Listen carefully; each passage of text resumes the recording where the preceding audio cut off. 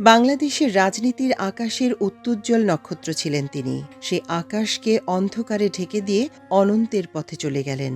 মা, মাটি ও মানুষের নেত্রী বেগম খালেদা জিয়ার ইন্তেকালের মধ্যে দিয়ে আপোষহীন সংগ্রামের একটি অধ্যায়ের পরিসমাপ্তি ঘটল।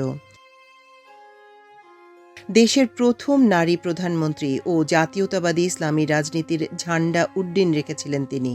দেশের স্বাধীনতা, সার্বভৌমত্ব ও গণতন্ত্রের প্রশ্নে তার নিরাপোষ দৃঢ় অবস্থান ইতিহাসে অমলিন হয়ে থাকবে।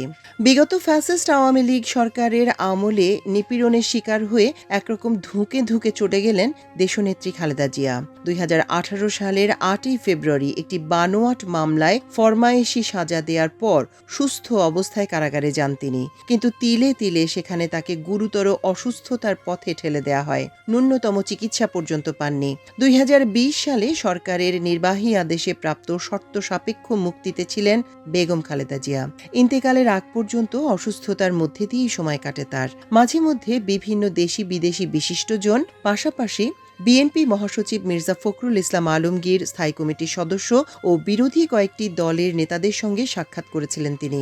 এবছরের 23শে নভেম্বর রাতে রাজধানীর এভারকেয়ার হাসপাতালে ভর্তি হন খালেদা জিয়া। দফায় দফায় তার শারীরিক পরিস্থিতির অবনতি ও স্বল্প উন্নতির মধ্যে দিয়ে হাসপাতালে সময় পার করছিলেন সাবেক এই প্রধানমন্ত্রী।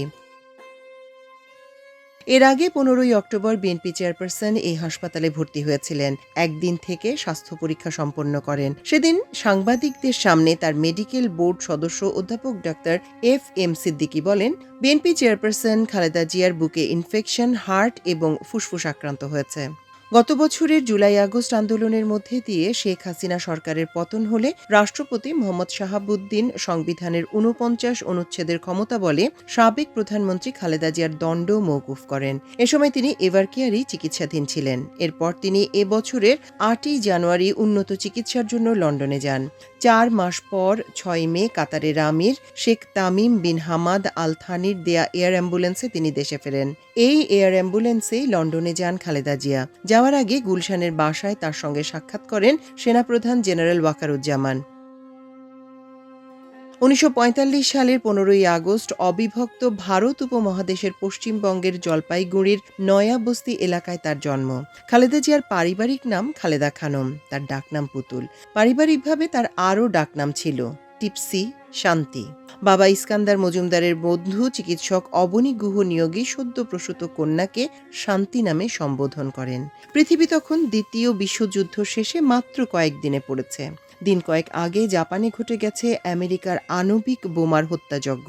ভারত সহ নানা দিকেই তখন শান্তি মিছিল। মানুষের এই আকাঙ্ক্ষার মধ্যেই নতুন জন্ম নেয়া শিশুকন্যার নাম হয়ে উঠল শান্তি। পরবর্তী সময় মেজ বোন সেলিনা ইসলামের রাখা পুতুল নামটি জড়িয়ে যায় খালেদা জিয়ার ডাকনাম হিসেবে।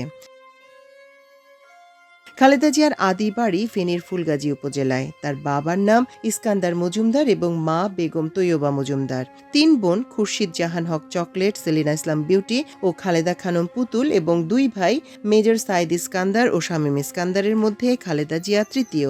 এদের মধ্যে 1 বোন সেলিনা রহমান, ভাই শামীম ইস্কান্দার জীবিত আছেন। তারেক রহমান পিনো ও প্রয়াত আরাফাত রহমান কোকোর জননী খালেদা জিয়া মৃত্যুকালে অসংখ্য স্বজন ও ভক্ত অনুরাগী রেখে গেছেন। তার মৃত্যুতে দেশ জুড়ে নেমে এসেছে শোকের ছায়া।